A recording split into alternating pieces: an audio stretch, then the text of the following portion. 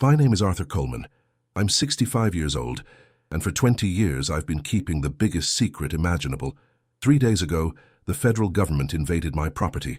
They tore my barn apart, shattered my home, and they took my best friend. They brought me to this room. They've been asking me the same questions over and over. What was it?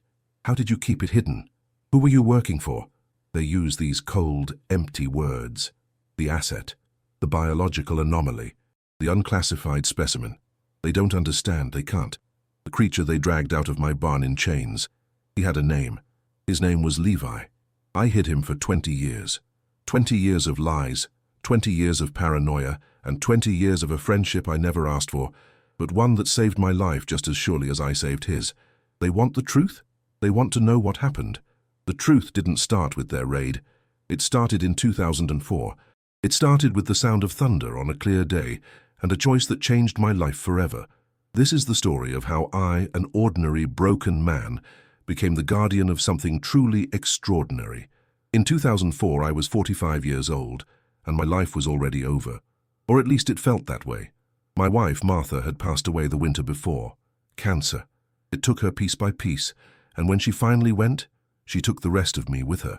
I sold our house in Seattle, too full of her, too full of the silence, and bought a small failing cabin on 40 acres of dense rainforest on the Olympic Peninsula. It was remote. My nearest neighbor was 5 miles away. The phone line barely worked, and the mail came twice a week if the postman felt like it. It was perfect. The world was too loud, too full of sympathetic looks and people asking if I was doing okay. The forest, at least, was honest in its indifference. I was a ghost, haunting my own property. I spent my days fixing fences that didn't need fixing and chopping wood I wouldn't use for years. I was just waiting for the clock to run out. It was an afternoon in October. The air was cold and damp, that specific Pacific Northwest chill that gets into your bones. It smelled of wet cedar and decay.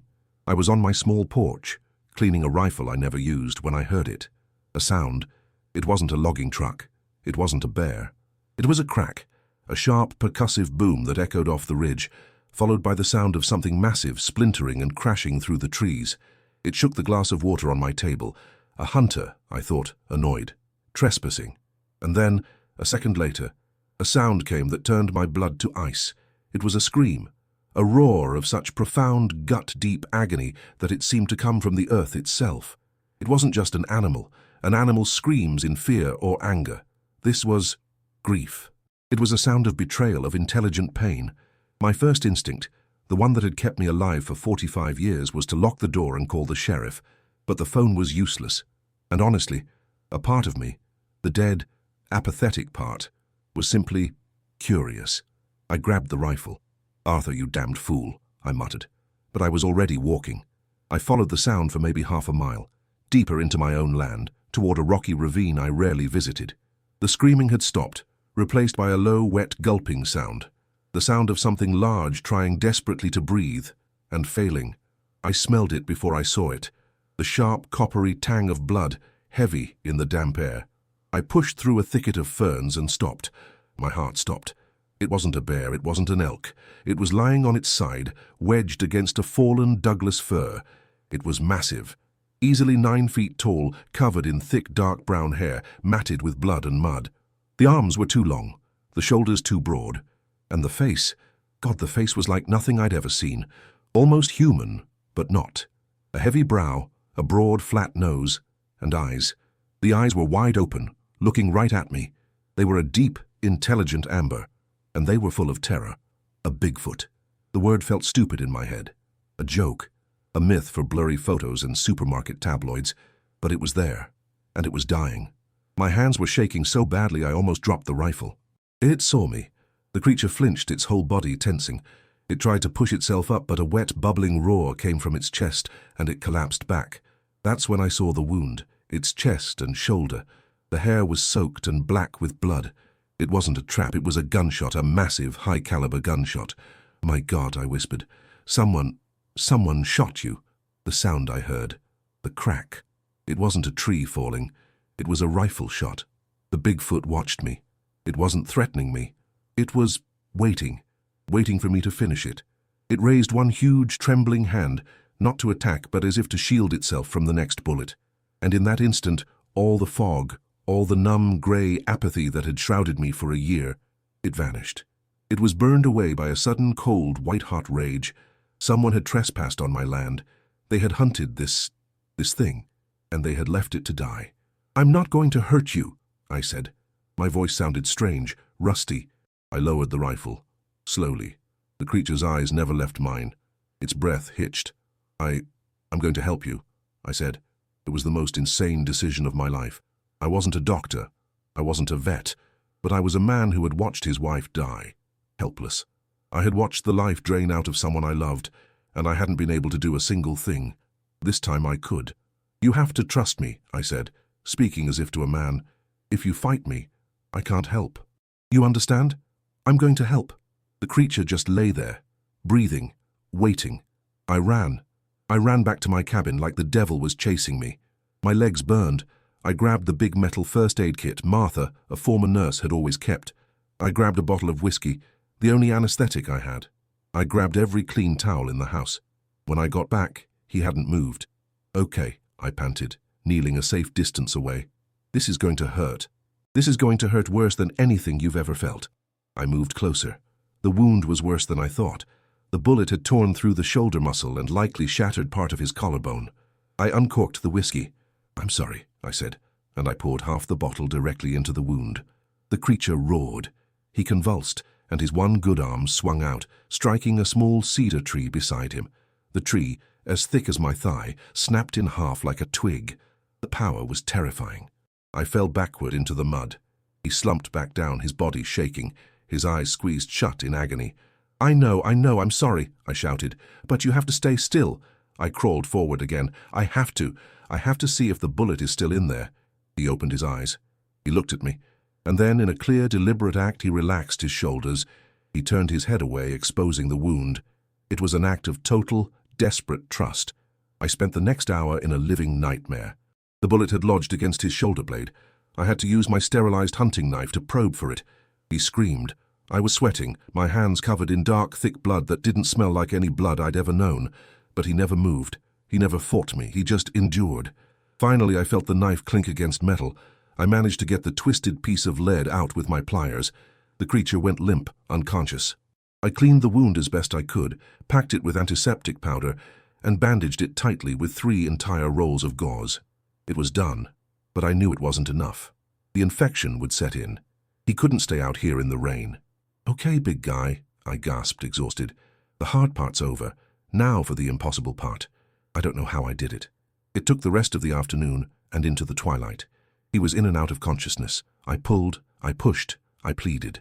At one point, he managed to get to his feet and lean on me. I'm an average-sized man. He felt like he weighed 1,000 pounds. It was like trying to move an oak tree. By the time I got him to my barn, we both collapsed. The barn was old, but dry and warm. I cleared a stall filled with old tools and hay. I looked at the giant, shivering form lying on my floor. I looked at the blood on my hands. I looked at the rifle by the door. I locked the barn door. "What in God's name," I whispered to the shadows, "have I done?" Okay, here is the next chapter. This section focuses on the immediate aftermath, the developing bond, and the shocking realization of the creature's intelligence. Chapter 2. The Containment, the First Bond. The first 3 days were a feverish nightmare for both of us. I set up a cot in the barn's tack room, just a thin wall away from him. I couldn't leave him. I couldn't sleep. Every hour I'd wake to the sound of his pained, shallow breathing, or a low, shuddering groan that rattled the tools on the wall. The infection had set in, just as I'd feared. He was burning up. His body, even at rest, radiated a stifling heat. I had no antibiotics, not for something this size. All I had were Martha's old nursing textbooks, so I did what she would have done. I fought the fever and I hydrated. I boiled towels in the house and brought them out, steamy and clean. I'd used the cooled-down water to wipe his face. His skin was like tough old leather under the fur. I'd lay the damp cloths on his forehead. He would lean into the touch, his whole body shuddering. He wouldn't eat. I tried everything. Apples from my pantry, raw steak, bread. He refused it all, turning his massive head away. He would only drink. I'd bring him buckets of water, and I'd have to hold the bucket to his mouth as he lapped at it weakly. On the 3rd night, I thought he was going to die. The fever was at its peak. His breathing was a thin, whistling gasp. I was exhausted, sitting on the cold concrete floor, my back against the stall door. The rain was hammering on the tin roof. "You can't do this to me," I whispered into the dark. "You can't die. Everybody dies." I wasn't just talking about him. I was talking about Martha. I was just a broken old man, sitting in a barn, crying in the dark for the first time in a year. A sound cut through my sobbing. It was a low, soft rumble, almost like a cat's purr, but as deep as a cello. I looked up, wiping my face. He was watching me. His eyes, they were clearer. The fever glaze was gone. He slowly, painfully, lifted his huge hand, the one that had snapped a tree in half. He held it out, palm up, in the straw. He made the sound again, a soft rumble. I don't know why I did it. I was terrified. But I reached out my own trembling hand and placed it in the center of his. His skin was rough, scarred, and incredibly warm. He didn't grab me. He didn't crush me. He just held my hand. His massive fingers curled slightly, just enough to let me know he was there. We stayed like that for a full minute. Me, the man who had lost everything. Him, the creature that had no one. In that moment, he stopped being an it. He became a him. By morning, the fever had broken. He was weak, but he was alert, and he was hungry. I'd made a huge pot of oatmeal for myself, laced with honey and apples. I brought the whole pot out. He smelled it, and his eyes focused. He sat up a little, wincing in pain. He took the pot from my hands, gently, and lapped the entire thing down in seconds. He licked the pot clean and handed it back to me. And then he did the thing that changed everything. He looked me right in the eye, and he nodded. It wasn't a twitch. It wasn't a muscle spasm. It was a slow, deliberate, up and down nod of his head, an unmistakable gesture of understanding, of thanks. My jaw dropped. You understand me." I pointed to myself. "Arthur." He watched me. His eyes were sharp. I pointed to him. I'll call you Levi, after the Leviathan." He made the deep, rumbling sound again. He was agreeing to his own name. The next few weeks were a new kind of routine. I'd tend to his wound, which was starting to heal clean and pink. He ate everything I gave him. I discovered he loved sweet potatoes and, more than anything, salmon. I had an old fishing pole. I began to fish the river on my property, not for myself, but for him. I talked to him. I talked constantly. It was the first time I'd spoken more than 5 words in a row since the funeral. I told him about Martha, about my old job in the city, about the garden she loved, and he listened. I saw his intelligence. It was quiet, observant. He learned my schedule in 2 days. He knew the sound of my truck versus any other vehicle. He knew when I was sad, and he'd just sit quietly and watch me. About a month after the shooting, he was strong enough to stand. I was shoveling what you'd expect a 9-foot creature to produce. When I heard the creak of timber, I turned around. Levi was standing. He had to stoop, his head and shoulders bent to avoid the 10-foot rafters. He was a mountain of muscle and dark hair. His wound was just a scar, but he was magnificent. And he was standing 3 feet away from me. Every survival instinct in my body screamed, "Run." He took 1 step. The floorboards groaned under his weight. I didn't move. He took another step. He stopped right in front of me, looming over me. I had to crane my neck all the way back to look him in the face. I was completely, totally at his mercy. I didn't feel threatened. I felt small. He raised his hand, the one I had held. He uncurled 1 massive finger, as thick as my arm, and gently, tapped me on the shoulder. Then he tapped his own shoulder, where the wound had been, and he rumbled. "You're welcome, Levi," I said, my voice thick. He was healed. He could go. I opened the big barn doors. The forest, his home, was right there. The smell of the wet pines flooded in. "You're free," I said. "Go on, be safe this time." Levi walked to the open door. He stood in the sunlight, looking out at the trees. He sniffed the air. He looked at the mountains. He took 1 step out, and then he stopped. He turned his head and looked back at me, in the shadows of the barn. He stood there for a long time. Then, with a quiet, deliberate finality, he stepped back inside and walked to his stall. He wasn't leaving. I didn't know why. Maybe he was afraid. Maybe he was lonely. Maybe he knew those hunters were still out there. Or maybe, just maybe, the most solitary creature on Earth had finally found a friend. I, the loneliest man on Earth, had too. I slid the heavy wooden door shut. Levi's decision to stay changed everything. It was no longer a rescue mission. It was a conspiracy. My conspiracy. The first few weeks of this new arrangement were almost peaceful. I was learning his habits. He was, I discovered, naturally nocturnal.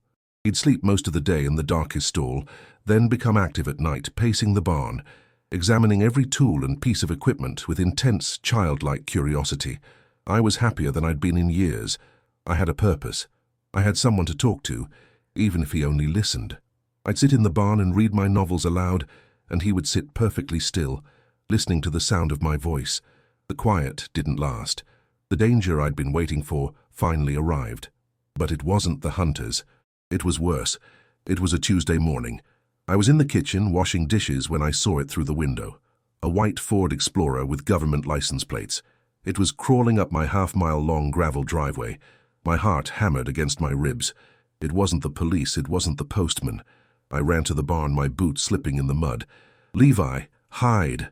Now!" He didn't need to be told twice. He had learned the sound of my truck, and this was not my truck.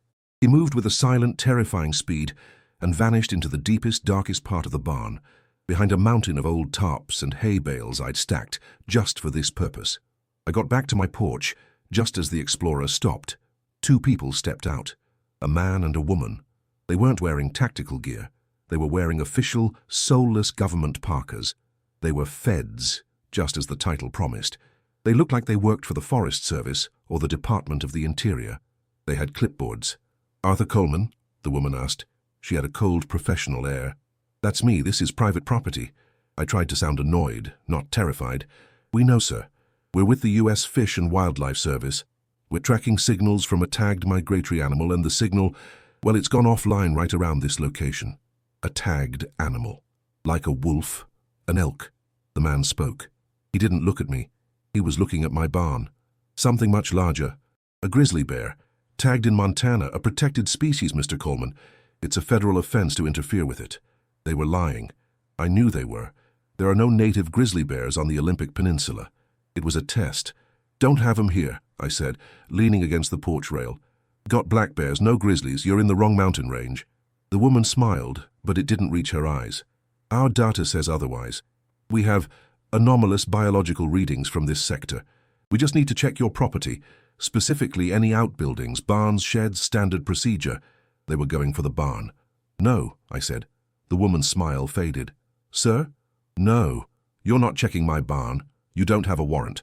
This is my land. The only biological in that barn is a bad rat problem." The man stepped forward. He was the muscle. "Sir, if you are harboring a protected animal or its remains, you are in serious legal trouble."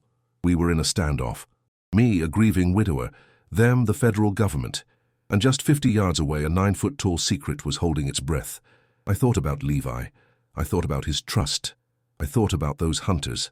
"I know my rights," I said, my voice cold. "You want to see my barn, you come back with a warrant from a judge. Until then, you're trespassing. Get off my property." The woman held my gaze for a long, heavy 10 seconds. She was evaluating me. She was trying to figure out if I was a stubborn old recluse or if I was hiding something.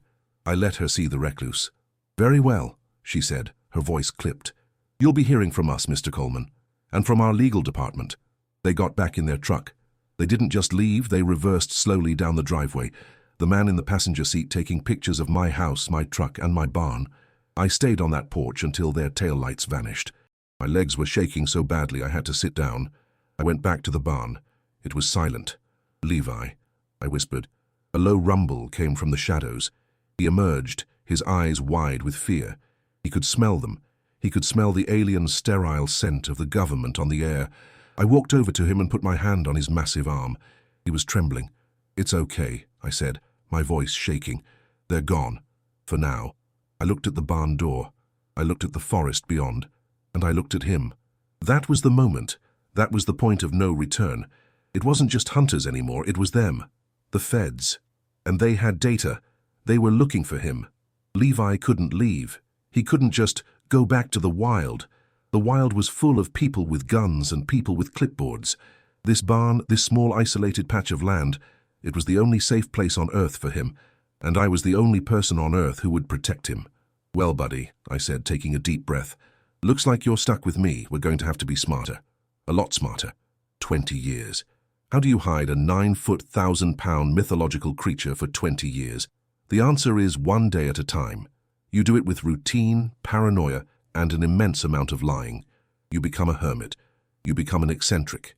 You build a wall of strangeness around yourself that's so thick, nobody wants to look inside. First, there was the security. The feds had been to my door. They had data. I couldn't risk them coming back with that warrant. I became a different person. I told the local hardware store I was worried about earthquakes and government overreach. They were used to mountain folk like me. They sold me concrete, rebar, and soundproofing insulation without a second glance. I spent an entire winter digging. Under the barn, I expanded an old root cellar into a concrete-lined room, 15 by 15, with reinforced walls and a heavy, hidden steel door that looked like part of the barn wall. The ventilation system was a series of pipes I buried myself, disguised to look like old irrigation, surfacing 100 yards away in a dense thicket.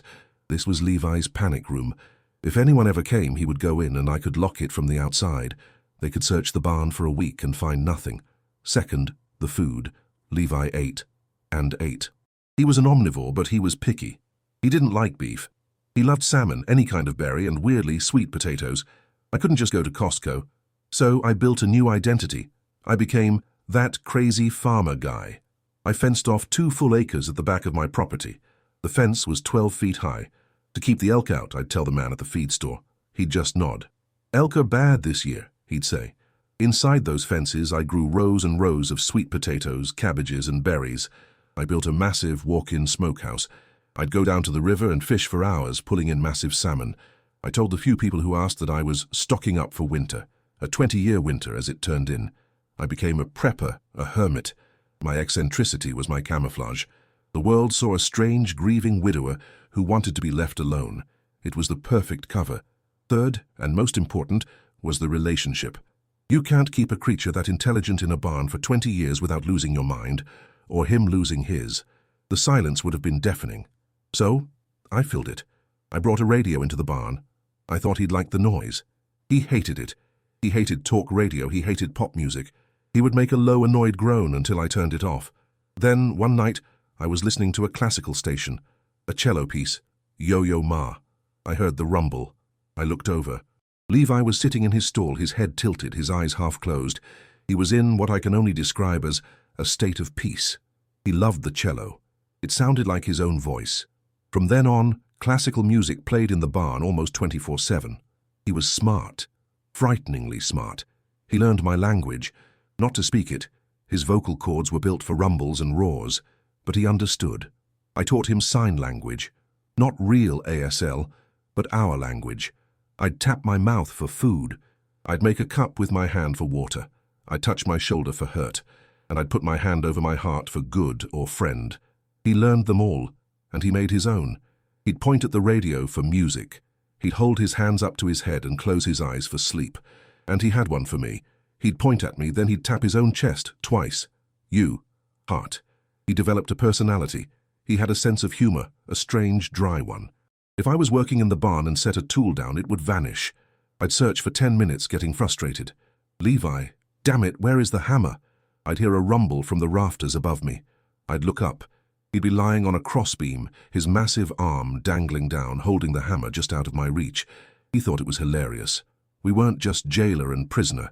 We were roommates. The close calls didn't stop, though. The feds never came back, but the world kept creeping in. In 2010, we had a massive snowstorm, 3 feet in one night. The weight of it was too much for the old barn.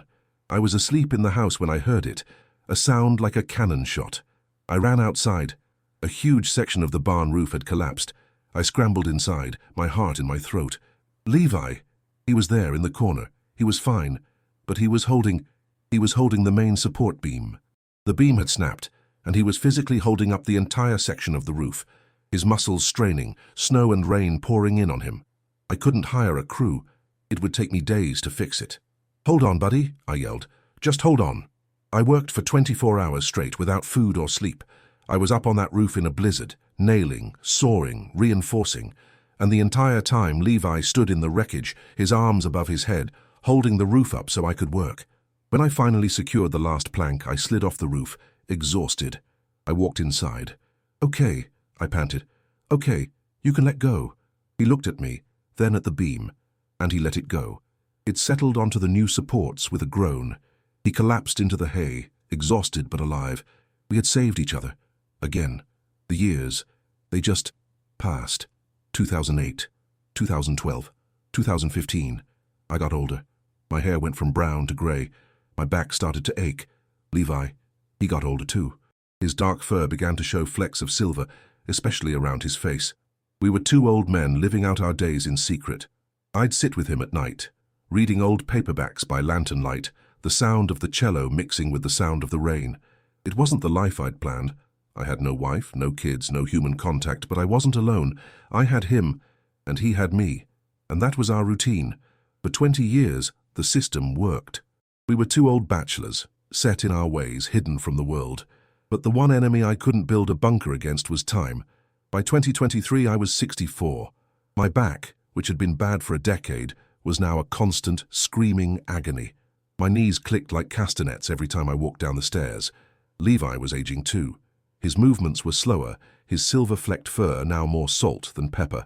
He slept more, and his joints clearly bothered him in the cold. We were a pair of old men, creaking toward the end. I always knew my body would fail. I just prayed it would fail after his. I didn't get my wish. It happened last winter. January 2024. A brutal, cold snap, followed by an ice storm that turned the entire peninsula into a sheet of glass. The power went out. My pipes froze. But that wasn't the problem. The problem was the barn. I was carrying a 100-pound bale of hay from the shed to the barn, a trip I'd made 1,000 times. My boot slipped on a patch of black ice. I went down hard. I felt a snap in my hip. The pain was white-hot, electric. I screamed. It wasn't a human sound. I tried to get up, but my left leg wouldn't respond. It was just dead weight. I was lying in the snow, 20 yards from the house, 30 yards from the barn. From inside the barn, I heard a sound. A low, panicked rumble. Levi, he knew. He'd heard me fall. He'd heard the sound of my pain. Then I heard a thud. He had thrown himself against the barn door. He knew I was hurt. "Levi, no, stay!" I yelled through the pain. "Stay quiet!" Another thud, harder this time. He was trying to break out. He was terrified for me. "No, Levi, please! You'll be seen!" I managed to drag myself back to the house, pulling my useless leg behind me. It took me an hour. Every second was agony. I got inside, pulled myself to the phone, and called 911.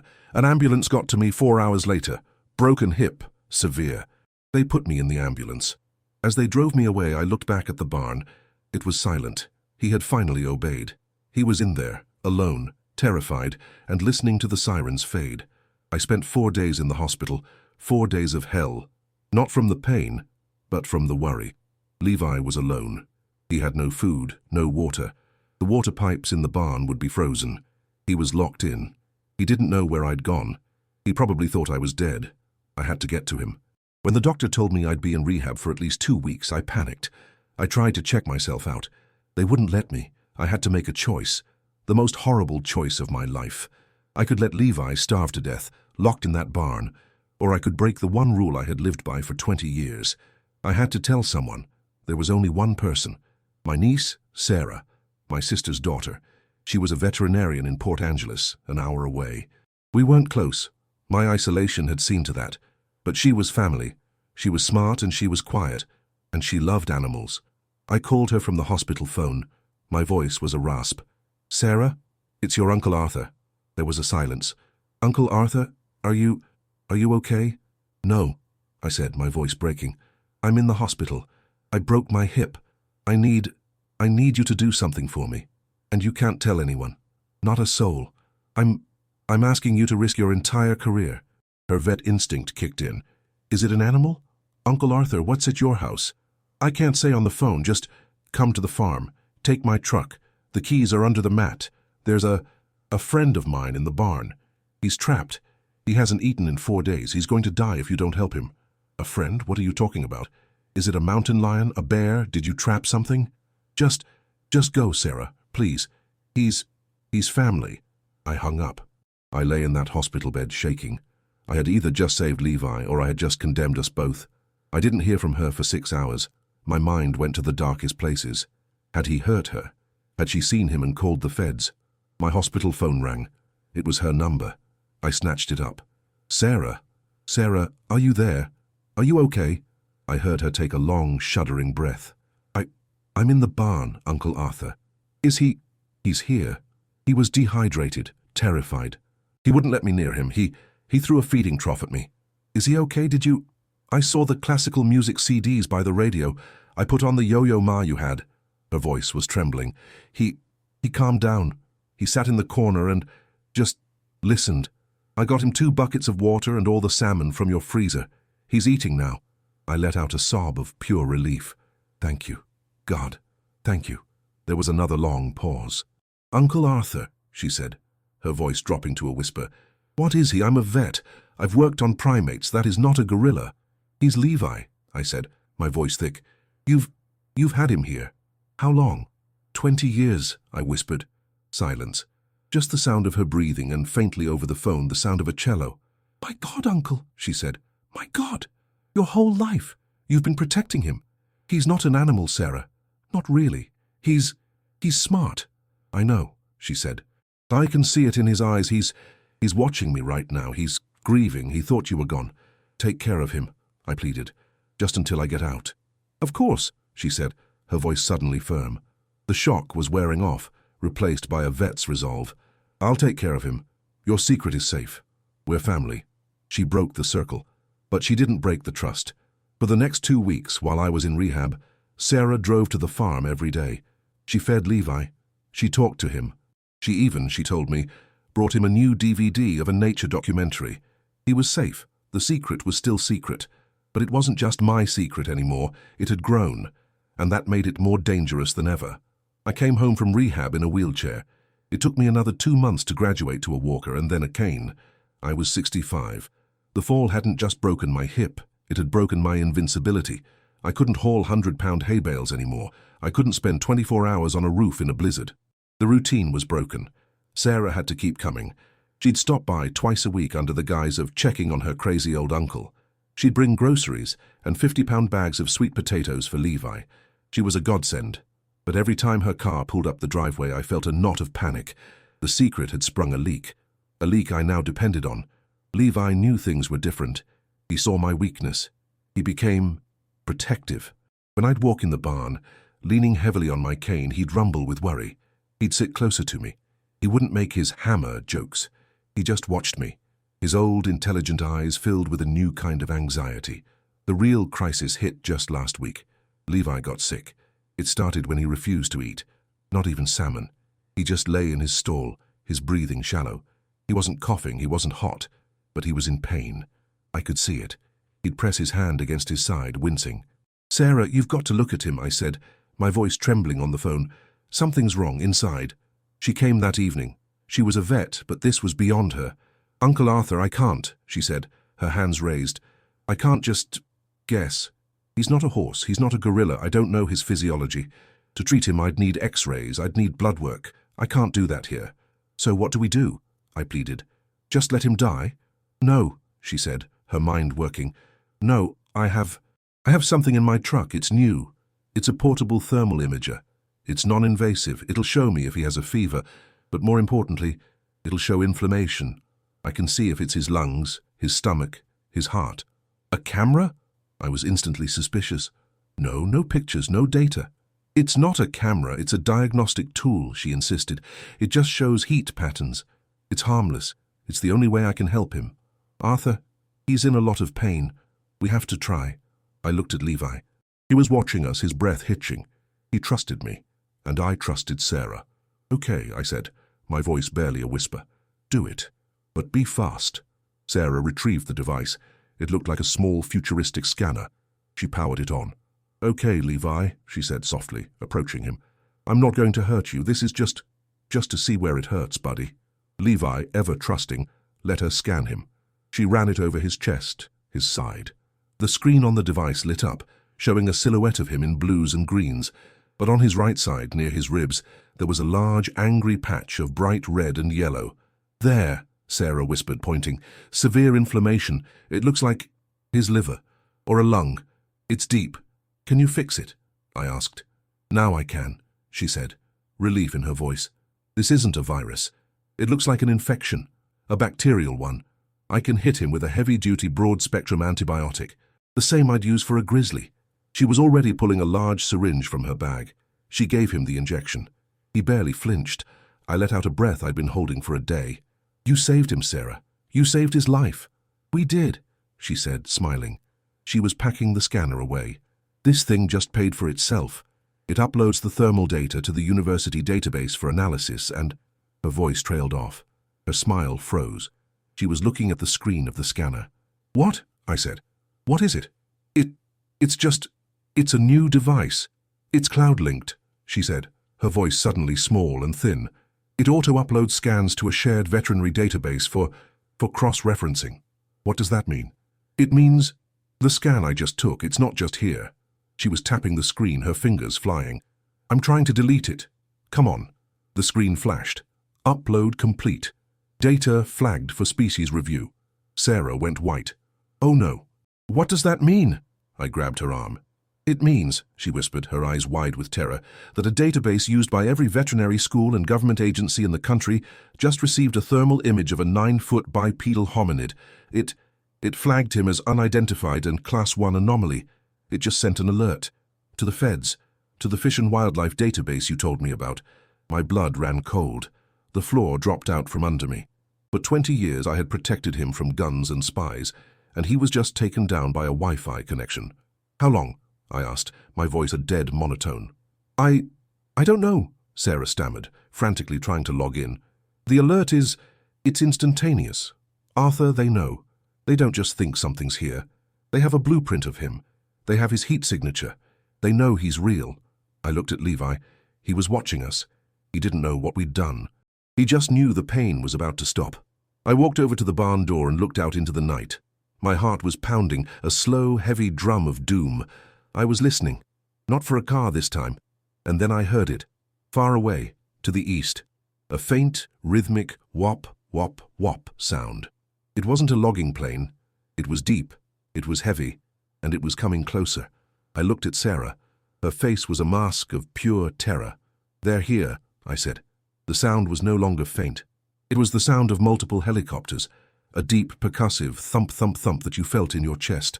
Sarah, get out of here, I said, my voice ice-cold. The panic was gone, replaced by a strange, hollow calm.